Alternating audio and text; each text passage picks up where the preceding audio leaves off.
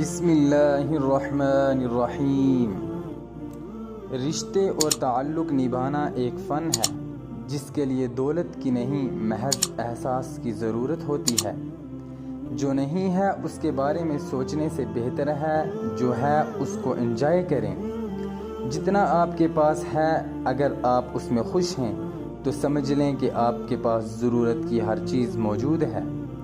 دانش مند انسان کو اپنی غلطی کا احساس آغاز میں ہی ہو جاتا ہے، لیکن بے وقوف انسان غلطی کر کے بھی محسوس نہیں کرتا۔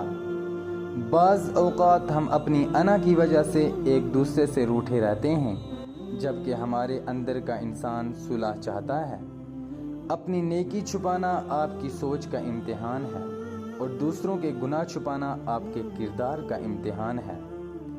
چیزیں وقتی ہوتی ہیں، ٹوٹ جاتی ہیں، بکھر جاتی ہیں، لیکن رویے دائمی ہوتے ہیں، صدیوں تک اثر چھوڑ جاتے ہیں۔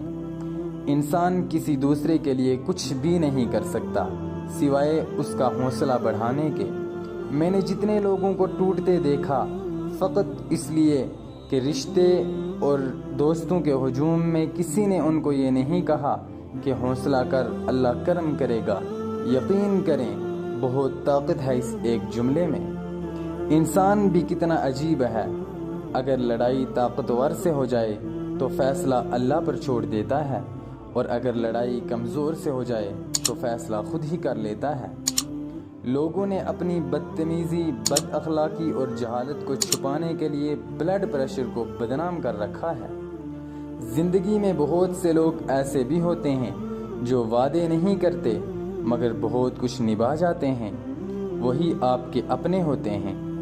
اپنا کندھا صرف جنازے کو دینے کے لیے مخصوص نہ کرو، کبھی یہ کندھا کسی جیتے جی شخص کو بھی دے دیا کرو تاکہ وہ اس پر اپنا سر رکھ کر رو سکے اور خود کو یہ باور کرا سکے کہ اس کے پاس بھی ایک کندھا ہے جس پر وہ اپنا سر رکھ کر اپنا غم ہلکا کر سکے۔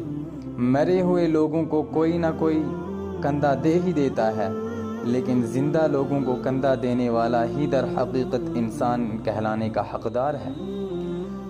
جھوٹے انسان کی اونچی آواز سچے انسان کو خاموش کرا دیتی ہے، لیکن سچے انسان کی خاموشی جھوٹے انسان کی بنیاد ہلا دیتی ہے۔